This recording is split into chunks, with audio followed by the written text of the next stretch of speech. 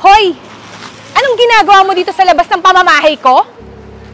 Dito ka pa talaga pumwesto? Lumayas ka na dito!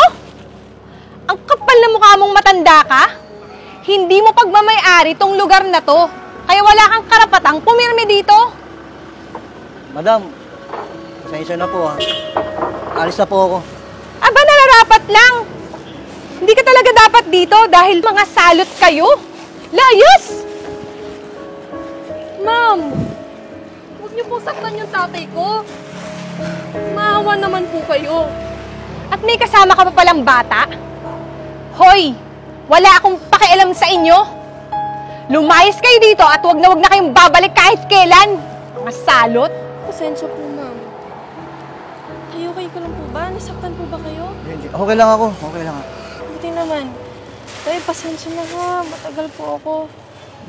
Ang dami kasing tao sa kalendarya, kaya natagalan po akong kunin yung pagkain natin. Anong isipin yun, anak? Okay lang. Pinagsanay na ako pinagtatabuyan noon pa eh. Di bali na lang ako ang saktan nila. Huwag lang ikaw. Pero tay, ayoko na inaapi ka. Ako naman ang mas nasasaktan pag ikaw ang nasasaktan. Hindi ko kayang tiisin na makita kang nahihirapan, tay. Hindi ko talaga kaya. Alam mo, anak, maiksi na lang ang buhay ko dito sa mundo. Kaya ikaw, huwag kang mga api ng tao. Huwag mo gagayahin yung ginagawa ng iba na sila mapangapi, papanakit ng tao. Opo, tay. Alam ko naman po yun. Hindi po kayo nagkulang sa pangaral sa akin. Kaya promise ko po sa inyo, hindi po ako mga api ng kahit sino man. Yun po ang pananaw ko. O siya, alam ko po na gutom na po kayo. Tsaka baka lumamig na po yung pagkain na binigay sa atin ni Mang Cho. Kain na po tayo, tay. Tara. Sige po. Sige.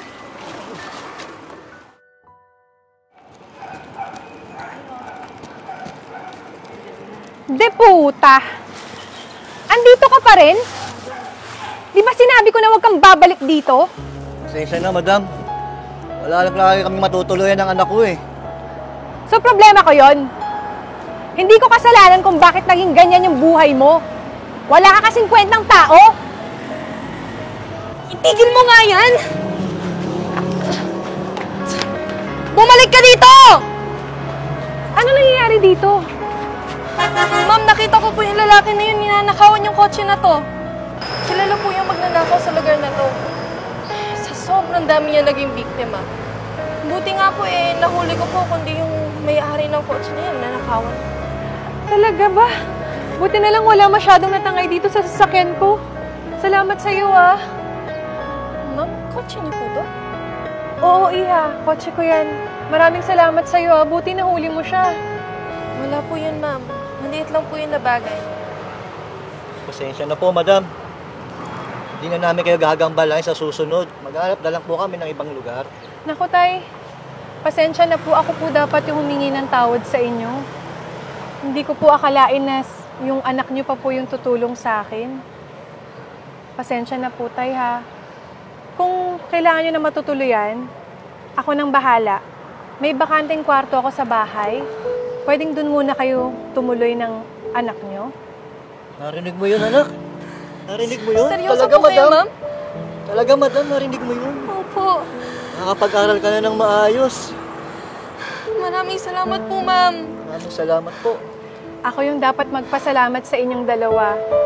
Na-realize ko na hindi pala lahat ng katulad nyo masasamang tao.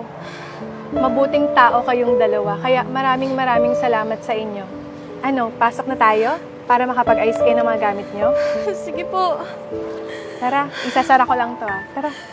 Makakatira na tayo sa maayos na lugar. Tara, pasok na kayo. Pasensya na kayo ah.